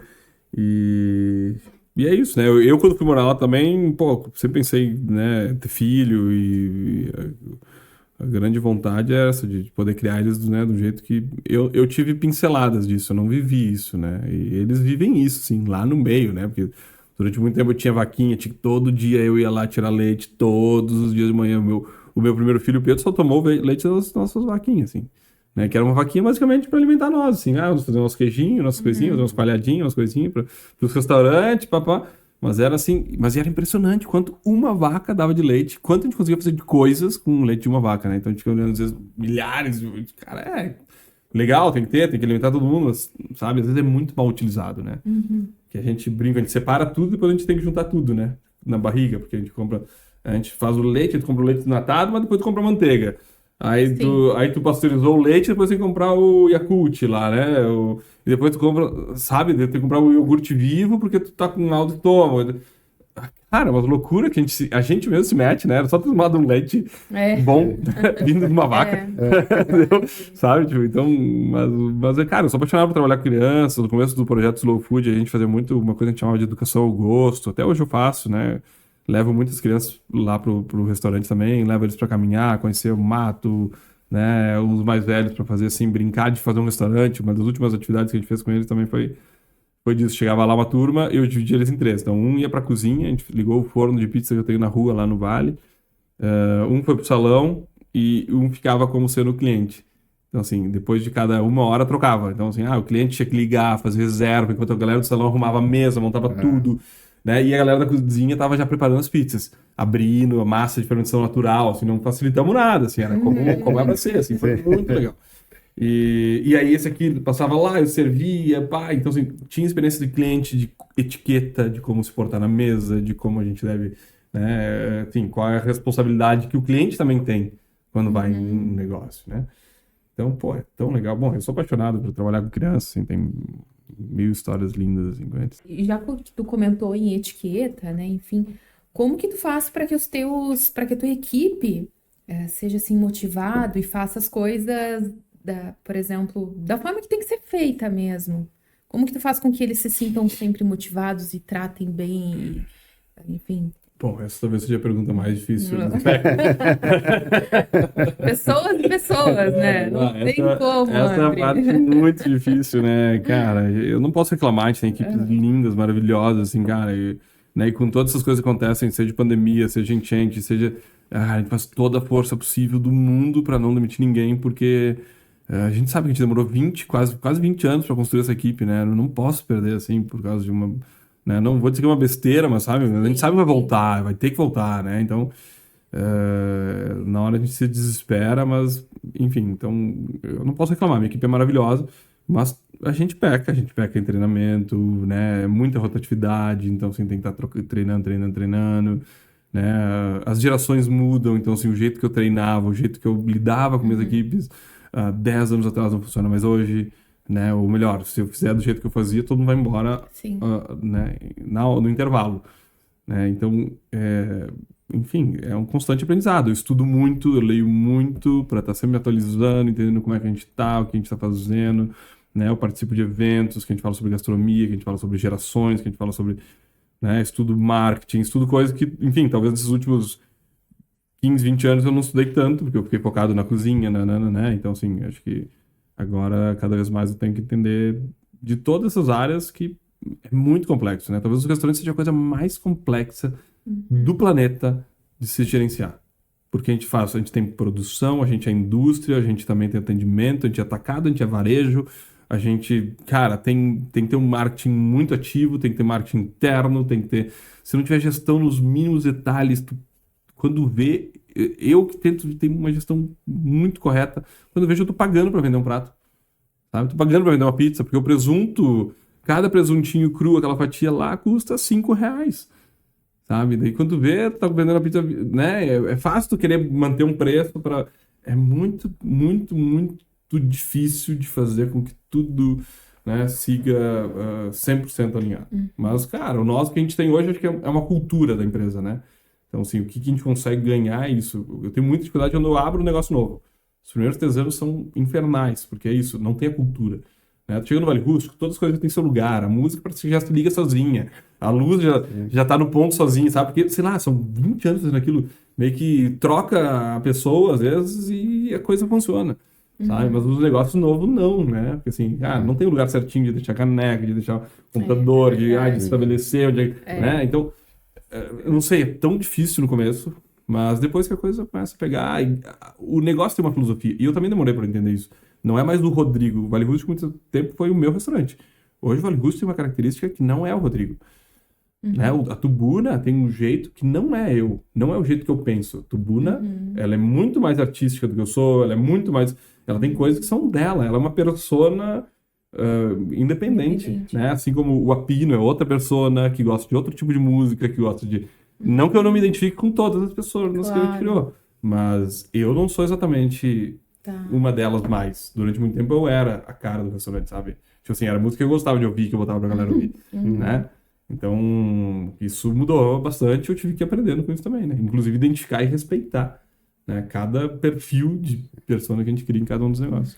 Eu imagino que uma das dificuldades ali para achar mão de obra é essa questão de horário, né? Cada vez mais difícil achar gente disposta a trabalhar em sábado, em domingo, de noite, né? Então, acho que se tu garimpar, achar essas pessoas, tem que manter, né? Tem que manter. Às vezes tem um probleminha, diz, cara, ok, tem um probleminha, mas todos vão ter, né? E as pessoas estão disponível, é atenta. Porque assim, é um perfil que, cara, ou tu ama, ou tu tem esse coração que tem hospitalidade na tua veia, ou não tem. Porque assim, se tu não tivesse amor por atender pessoas, tu dura muito pouco num restaurante. Tu pode até gostar do trabalho, tu pode até ter relação com a cozinha, o atendimento, com, sei lá, com o mundo do vinho, ser apaixonado por tudo. Mas, cara, se tu não amar atender pessoas, receber pessoas, não vai dar certo. Tu treina, hospitalidade se treina, mas ela tem um limite. E o limite é essa coisa, trabalhar todo domingo, sério? Sábado de noite, sabe? Então, assim, muita gente sai disso, porque, assim, essa tua paixão por receber, por fazer, tem que ser muito maior do que as dores que tem, né, dentro do mundo do ramo que a gente vive, assim. E não é que não tenha folga, mas tu vai ter segunda. Tem pessoas que se adaptam super bem a isso, né? cara, eu adoro ter folga de segunda e terça, eu saio pra jantar, tá tudo vazio, sou o rei do restaurante, né? Porque assim, não tá lotado, odeio sair, né, em dia que os restaurantes estão lotados, porque, cara, eu sei como é, eu sei que ele não tá entregando nem o melhor dele, porque ele tá lotado, né? E sim, vai ter algumas coisinhas acontecendo. Então, enfim. E todo esse teu aprendizado aí nos bastidores, em criar restaurante, em lidar com pessoas, tudo, tu tá disponibilizando para ajudar outras pessoas, né? Tu tá dando consultoria, né? Tem restaurantes em Gramado que tu dá consultoria, né? Como é que funciona a tua consultoria e que lugares tu tá ajudando aí? Vamos lá. Depois uma outra coisa legal a gente falar, também tem o projeto Cozinha de Recomeço, a gente pode falar depois, Claro. que acho que vai nesse viés também. Mas, enfim, hoje como negócio eu também faço isso, que é consultorias, então eu faço pro caso da montanha lá em Gramado, que eu tenho o Wood, tenho o Vinolab e tenho o Parador lá em Cambará do Sul. Né? Então são 3 operações lá, eu faço uma consultoria na Casa Corba, que é uma vinícola em Nova Roma do Sul, né? E desse aí é uma assinatura de cardápio, então assim, meu nome tá lá, eu brinco, é quase como se fosse o meu restaurante, assim, eu tenho tanto responsabilidade em que tudo dê certo, carinho, organização, receitas, né? Então, enfim, tem várias outras consultorias menores de implementação de negócio, né? E não são tão longas, né? Essa com Casa Montanha são mais de 6 anos já que a gente faz, né, juntos, assim, então é um trabalho já bem lindo, assim, bem legal e com resultados também, colhemos bons frutos lá. Então, eu faço isso. Agora acabei de voltar também de um projeto que, pô, é o que eu acredito muito assim, pro futuro, que foi eu fiz um trabalho junto com o Sebrae, assim, no Pampa. Então, a gente saí daqui, fui para Bagé, Dom Pedrito, Livramento, Quaraí e Uruguaiana. Então, foram 3 palestras e quase 30 negócios atendidos, assim, fiz uma mini consultoria para a gente criar um movimento do Pampa, assim, né? Então, evoluir a gastronomia de macro, né? Então, isso é o que eu acredito muito pro futuro, assim, que eu quero focar também, né, nesse desenvolvimento macro de levar um pouco desse conceito da cozinha de natureza, né, para vários lugares. E lá era, tipo assim, desde o X de R$22, da pizza, do rodízio de pizza, né? Então, assim, eu tive que me adaptar, assim, a várias realidades muito diferentes, mas foi muito legal, assim, aprendi muito. E depois tem um projeto lindo, que é esse da Cozinha de Recomeço, que a gente está fazendo agora, que nasceu no projeto, com o problema aí das enchentes. A gente acabou ajudando muitas cozinhas, fazendo marmita, cozinhando. Mas, né, em algum momento que eu estava lá cozinhando, eu vi, cara, e quem vai ajudar essa galera? Assim, a gente estava numa estrutura de um buffet. Eu disse, quem vai ajudar eles a recomeçar, né? Porque, assim, tá, tudo bem, eles estão salvando uma galera agora, de empresário a morador de rua, porque assim, o empresário não tinha nem onde comer, porque ele não tinha dinheiro na conta ele tem, mas ele não tinha onde gastar, porque assim, os restaurantes estavam todos destruídos, né? A empresa dele também foi danificada, ele não tinha mais um fogão, então assim, era todos, alinhou todo mundo na mesma, né, com a mesma régua. Mas a gente começou a olhar, cara, como é que essa galera vai voltar? Assim, eu começava a ver a padaria destruída, o restaurante do outro destruído, eu disse, cara, porque assim, tudo bem, são pessoas que tinham restaurante, são pessoas organizadas, que tinham negócio, e eu vi o mundo inteiro, né, o Brasil mais, fazendo jantares. Então, assim, a galera da gastronomia doando grana para abrir corredor humanitário. Tá tudo bem, mas eu disse assim, cara, talvez tenha outros grupos ajudando isso. Vamos tentar pensar como é que, né, a gente não deixa destruída a gastronomia do Rio Grande do Sul. Porque a nossa gastronomia é cultura também, né? É um espaço onde a gente vai na Tubuna, tu vai para ver pessoas, é um espaço que socializa, é um espaço que tu... né, tem várias coisas que acontecem junto com a gastronomia. Né? E que um bairro sem uma padaria perde muito, não pela padaria só, né? Pelo convívio, pela vida, onde tem a padaria do lado tem a barbearia, depois já abre a farmacinha, depois já abre, né, o salão de beleza, a loja, né? Então assim, porque ali traz a vida, ali traz o movimento. Então eu disse, cara, e a cultura, né? Daqui a pouco a gente vai ter só McDonald's, né? A gente vai ter só o fast food daquele modelo padronizado do mundo, né? A gente disse, cara, a gente tem que trabalhar e cuidar da desglobalização, não da globalização, né? Já está muito globalizado. A gente precisa desglobalizar, então entender como eles comiam o peixinho frito ali do Rio, como eles faziam. Porque senão isso vai se perder, não vai meter isso, né? Só vai ter o número 1 com ou sem ketchup. Então, aí a gente olhou para isso e disse, cara, a gente tem que ajudar. Então, aí a gente focou, organizou todo o Rio Grande do Sul, né? Os chefes do Rio Grande do Sul, cara, todo mundo vai focar nisso aqui. Todo mundo estava no Brasil inteiro doando coisa, vai doar para essa instituição, né? E a gente vai com isso aqui ajudar a galera a reabrir. Então a gente faz hoje as consultorias, faz mentoria, faz tudo isso de maneira gratuita para quem tá, né, perdeu tudo, ou perdeu parcial, ou precisa de ajuda. Então, assim, e às vezes é só um abraço, né? Eu brinco, a gente foi em algumas visitas, assim, cara, chegava lá, assim, querendo mudar, querendo ver o que aconteceu, onde tava errado. E o dono do lugar chegou pra mim: Rodrigo, vem aqui, só me dá um abraço aqui, cara. Sabe? Tipo, aquele abraço demorado, assim, de 20 segundos, assim, sabe? De troca de energia. E eu, caralho, velho, deixa eu me arrepiar. Porque, sabe, às vezes só precisava isso. Às vezes só precisava conversar sobre um ponto que ele tava pensando em ir, porque ele tava há 27 anos naquele ponto. Sabe, são 27 anos da sua vida, todo dia acordando ali, dormindo ali, sabe? E aí tu diz assim: agora meu padre tem que mudar de lugar. Será que vai ter cliente? Será que... Porque assim, tu tá acostumado, tá 27 anos com os mesmos caras que vão bater na tua porta todo dia. E às vezes era isso, era uma conversa, sabe? Tipo, dizer assim: não, cara, vamos lá, a gente vai te ajudar, vamos pra esse lugar novo, se precisar repensar o cardápio porque mudou o público, a gente vai fazer contigo, vou te mandar ficha técnica. Então, às vezes era muito mais a conversa do que o que a gente realmente estava fazendo, sabe? E a gente continua, né? Tá atendendo uma galera ainda, claro, agora mais até a região metropolitana, porque, né, agora tá começando, né, a apertar um pouco pra lá. Mas continuamos aqui muito em Estrela, né? E Lajeado, enfim. Vamos fazer um evento lindo ali, acho que se tudo der certo em setembro, trazendo chefes do Brasil inteiro pra cozinhar lá e trazer essa galera que tá reabrindo, né? E fazer essa cozinha de recomeço mesmo, assim, acontecer. Onde que vai ser? A ideia é ser em Estrela. Vamos trabalhar, assim, com projetos artísticos de lá também e conectar essas cozinhas, chefes e, né, vai ser enfim, muito pra bacana. captar fundos para poder ajudar mais gente, assim. Parabéns por essa ajuda, bem esse legal, incentivo que... Sim. Que ninguém pensa, né, em ajudar quem tá ajudando, né? Não, e o maior problema que eu chegava na galera e dizia assim: cara, a gente veio aqui pra te ajudar. Ele disse: não, mas eu não sei como é isso, Rodrigo. Por quê? Não, porque eu sempre fui o cara que ajudei. Eu não tô conseguindo pedir ajuda.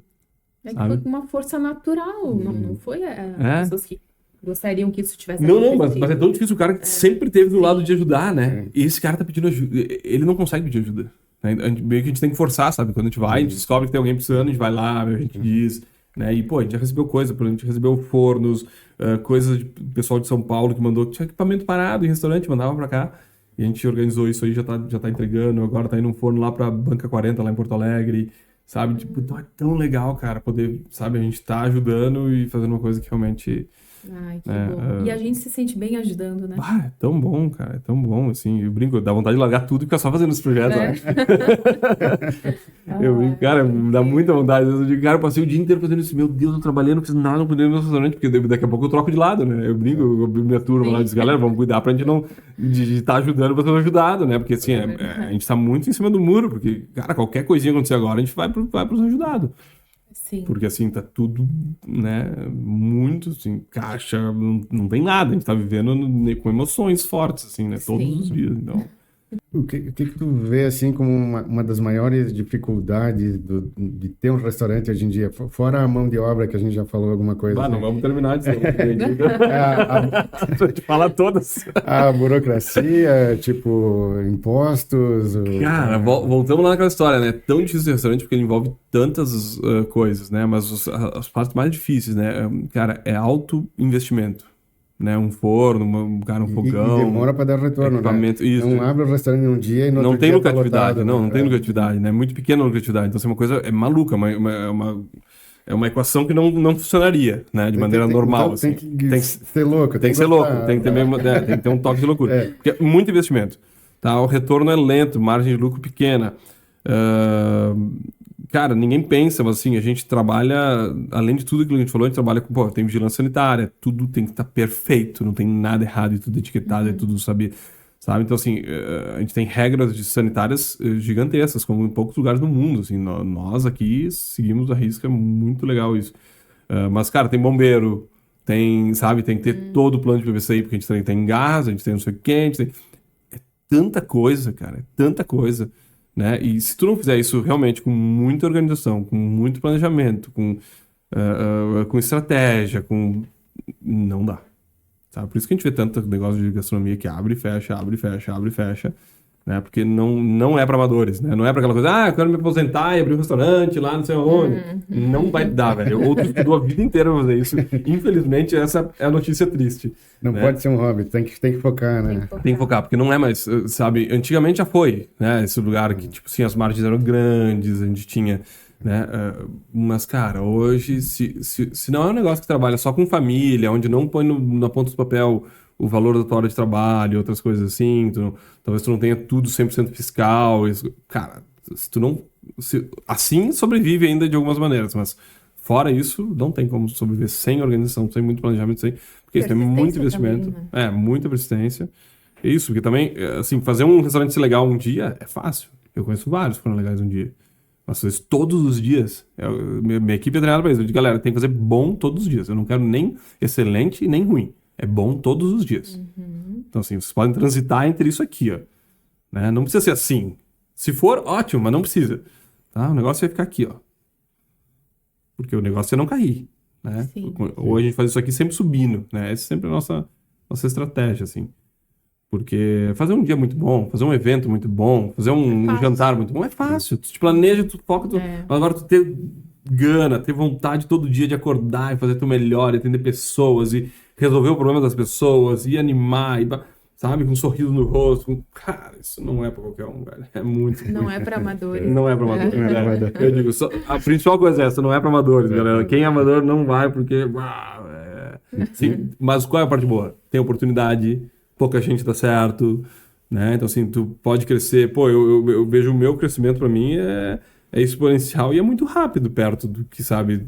Eu nunca imaginei chegar onde cheguei tão rápido, né? E começando, né, do começo tão simples, assim. Então, tu vê, tem oportunidade, né? É isso que eu falo muito para as crianças. Cara, é um negócio que é difícil, tudo, mas, cara, tem que estudar muito, mas tem muita oportunidade. Tu pode ter reconhecimento, né? Tem um lance social que é super importante, tu conhece muita gente, né? Tu troca com muita gente, tu tem acesso a muita coisa. Mas, enfim, então, essas são as coisas boas, mas é difícil, né? Tem gente nos vendo aí, o nosso público é meio que variado, assim, em todo o Brasil, assim. Faz um resumo, digamos assim, dos teus restaurantes, onde eles estão localizados, a característica de cada um, como é que é o Apino, como é que é o Guarapa, como é que é o... Faz a... Tu adivinhou uma pergunta. tá aí na frente. Legal. Bom, uma das características do nosso negócio é esse, todos são bem diferentes, né? Então, assim, eu brinco, se eu tivesse abrido vários Vale Rústicos, talvez fosse muito mais fácil, várias tubunas, né? Mas cada negócio tem uma alma, tem um jeito, tem uma forma diferente de trabalhar. Então, o Vale Rústico, ele tá no Vale dos Vinhedos, é o meu primeiro restaurante, tem mais de 15 anos já, e é um menu degustação, é um menu que, né, leva mais tempo, tem vinhos incríveis, a gente faz muita harmonização com vinhos daqui, talvez tenha sido a primeira grande escola de vinho nacional, assim, a gente batia muito nessa tecla de harmonizar só com vinho daqui, né, e... Enfim... O que mais que eu falo sobre ele? Tá lá no Vale, é 15 da Graciema. Bento Gonçalves. Bento Gonçalves. Não, lá é Garibaldi, né? Pertence a Garibaldi. Do lado de lá da igreja. E... Eu quis roubar para Bento, mas não deu. Né? Vamos botar a divisa um pouco. A gente saiu muito em lugares assim como Bento, porque a entrada só vai por Bento, né? É raro alguém pôr o Garibaldi para lá, né? Tu entra pela entrada do Vale e tal. E depois a gente tem o Apino e a Grimpa, né? Que são dois negócios que estão ali no Vista Vino, tá? Que estão bem na frente da Altas Videiras, estão na frente ali do Hotel Vila Miquelon, entra à esquerda, sobe lá em cima. E lá então tem o Apino, que é uma casa que a gente fez uma... como é que eu vou contar essa história? Como se fosse uma releitura da imigração italiana, tá? Mas não no sentido de releitura dos pratos da imigração. Como se um imigrante italiano estivesse saindo da Itália hoje, com os conhecimentos que ele tem hoje, contemporâneos, com o que ele estudou na faculdade dele, lá de gastronomia hoje. Pegasse um avião, viesse para o Rio Grande do Sul, parasse lá no meio do Vale dos Vinhedos e dissesse, cara, eu vou cozinhar aqui com o que tem de melhor, de mais fresco, de mais legal. Então, é essa brincadeira. Então, é uma cozinha que trabalha muito uma releitura da culinária italiana contemporânea, moderna, né, nos dias de hoje, com ingredientes totalmente daqui, com essa filosofia da cozinha de natureza. Então, é muito legal. Tem massas, tem massas, tem essas polentas com milho crioulo, né? Então, assim, é muito comum para nós, mas muito diferente. Então, assim, tem cordeiro. Então, assim, esse italiano que veio para cá e descobriu, porra, essa carne de cordeiro é mal aproveitada, a gente tem que aproveitar melhor isso. né? Então, assim, tem um carré de cordeiro com Muito um bom. tabule de milho crioulo, tem um vazio com um purê de abóbora, com um demi-glace de alho negro, tem... Falando de comida, tá ficando perto do meio-dia, Tá a gente falando difícil, tá de... difícil. tá dando fome. Enfim, tem vários pratos, é um à la carte, acho que é uma coisa que faltava no Vale dos Vinhedos, um restaurante à la carte Isso. legal, sabe? Assim, a gente tem muito do travessa na mesa, sequências, essas coisas. Então, é um restaurante incrível que, enfim, foi pego também por esse negócio das enchentes, aí falta do turismo, mas a gente quer muito que ele retome com força aí, porque acredito muito nele. Então, esses dois são próximos e são... A pessoa entra ali no Vale dos Vinhedos, entra no Isso aí. Alto das Videiras ali. Alto das Videiras vai pro Grimpa e Apino. E tá? duas propostas diferentes, né? Isso aí. Depois tem a Grimpa ali nesse mesmo complexo do Apino, que é uma pizzaria, uma pizza de fermentação natural também, só pizza, né? E fica lá no meio do mato e, cara, um gabiotinho, assim, do nono. Né? Hoje tá fechado, a gente não sabe ainda quando volta, porque o complexo tá meio fechado. O Apino funciona sozinho, porque ele é um restaurante completo, ele tem tudo, ele tem drinks, ele tem vinho, ele tem uma carta de vinhos linda, tem uma adega maravilhosa, tem... Né? Então, sim, ele funciona, mas o resto depende de um complexo. Então, a gente ainda sabe se volta semana que vem ou na outra, porque não adianta também abrir e não ter ninguém. Sim. E depois a gente tem a Tubuna aqui em Bento, né? Que fica, então, no bairro Santo Antão, na frente do Detran ali. E lá esse espaço que a gente chama de cultura gastronômica, porque a gente mistura cultura, mistura gastronomia, arte, né? E, enfim, um lugar que funciona o dia inteiro. Tem um café da manhã como se fosse de hotel, com ovos, ovo mexido, ovo molê. Um lugar super gostoso de tomar café da manhã. Tem? Olha aí. Terça, sábado. Eu reclamei no meu Instagram, eu falei, onde que você viu o Bento Gonçalves? Não, Eu levantava. tem um lugar maravilhoso para tomar café da Eu não manhã. sabia. É maravilhoso. E tem o diferencial do horário, né? Também. É isso, das 8 da manhã até as 10 da noite. Né? Então, assim, das 8 da manhã, acho que o brunch fica, se eu não me engano, até as 2, eu não sei bem, não me lembro de cabeça agora. Mas, enfim, com certeza até o meio-dia dá pra... Muita gente pede de almoço os pratos do brunch, que são incríveis. Por exemplo, um brioche com presunto cru, ovo molê e uma bernese. Sabe? Tipo, são pratos muito legais. E, enfim, tem todos os ovos, tem os sanduíches, né? Tem todos os pães, tem toda a parte de padaria ali com as empanadas, com os doces, as tortinhas, coisinhas assim, né? Mais quitutes, assim, pra comer fora de hora, pra levar, né? Tudo meio preparado pra levar. Mas pode comer lá. E depois tem almoço, né? Então a Tubuna funciona no almoço também. Então, brinco, almoço de padaria, né? Então, a semana, por exemplo, é um frango com uma maionese de aipim, com arroz e salada. Né? E daí sempre tem o parmegiana. Então, tem parmegiana com aipim frito, né? E arroz. Que é bem legal. Então, sempre tem o parmegiana e um outro prato, que é o prato da semana. Tá? Então, sempre, eu brinco, é um almocinho de padaria. São 2 pratos simples, super sabor de casa, assim, comfort food. Né? E eu funciona. Eu gosto aqui. Esse funciona né, na hora do almoço aí. Depois de tarde, então, tarde inteira tem os sanduíches, né? Tem sanduíche pastrame, tem sanduíche, tipo assim, mais típico nosso, assim, provavelmente são dramas com salame, com queijo, bem, né, gringo, assim. E depois de noite vira pizza, a partir das 5 tem pizza. E aí vira parte da pizza e, enfim, aí tem também vinhos, tem chopp, tem drinks, né? Pouca gente toma os drinks lá, que eu acho incrível, assim, tem uns drinks muito legais. Um chama Ferroada, é o meu preferido lá. Que é um drinkzinho curto, assim. Um drink mais forte. Olha as abelhas aí. Não, tudo é. E esse é finalizado com uma gotinha de própolis. Opa. Que é muito legal. Então, assim, é um drink forte, é mais tipo um Negroni, assim. Mas super legal, cara. Super legal. Então, pouca gente toma, tem poucos drinks, por isso talvez que não seja tão conhecido, mas tem tipo 4, 5 drinks autorais, assim, bem, bem legais. Então não tem desculpa, né, para quem está nos assistindo. Não sei onde ir. Tem aí 4 lugares, né? Fora que dá pra ir em qualquer horário, né? Qualquer horário tem alguma coisa aberta. Exatamente. Não dá pra dizer que não tem. Agora já tô na dúvida qual eu vou primeiro. E depois a gente tinha o Guaraipa lá em Farroupilha, que a gente fechou recentemente, né? Foi pouco antes até do negócio das enchentes. Mais uma relação lá com aluguel e tudo mais. E a ideia era reabrir, mas com toda essa loucura, não sabemos o que vamos fazer, né? A ideia até era reabrir mesmo, então vamos ver se em algum momento a gente abre. Depois tem as consultorias, né? Tem muita gente que faz o brinco, faz o roteiro do Belor, assim, né? Tipo, cara, passa por Cambará, fica lá no Parador, passa por Gramado, no UD, vindo lá, vem pra cá, faz pra padaria, sabe? Porque, né? Uma galera curte, assim, que curte boa gastronomia, Imagina, Faz bastante sábado isso. e domingo dá pra fazer muita coisa, né? Dá, sim, dá pra tomar café da manhã do Buna, dá pra almoçar no Pino e jantar no Vale Uso, né?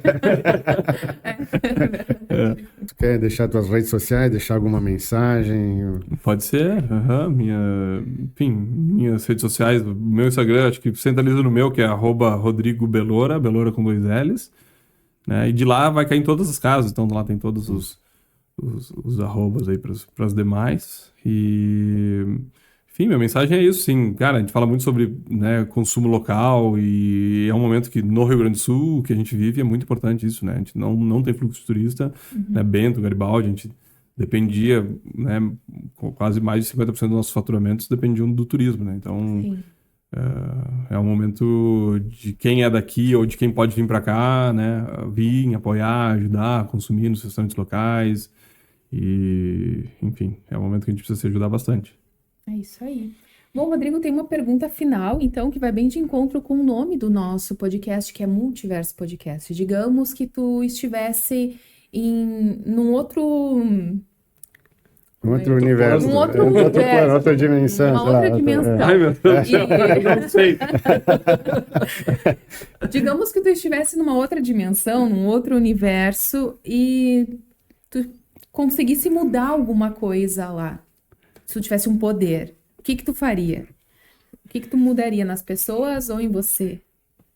Acho que, sim, pensando que é mais ou menos parecido com o nosso, né, que teria os problemas que a gente tem, eu mudaria com certeza a nossa relação com a natureza, assim, entendendo que a gente é parte da natureza, né, e não somos dono, não estamos à parte dela, né, então a gente é parte disso, se a gente não soubesse se relacionar com essa natureza, a gente ia sofrer muito, então acho que a gente já tá vivendo isso, né, já tá sofrendo um pouco, então acho que só vai ficar mais forte isso. Que legal. Rodrigo, muito obrigada pela tua Obrigado. participação. Volte mais vezes. Eu que agradeço, obrigado. Mas tu vai nos ver várias vezes lá nos teus restaurantes. Que bom.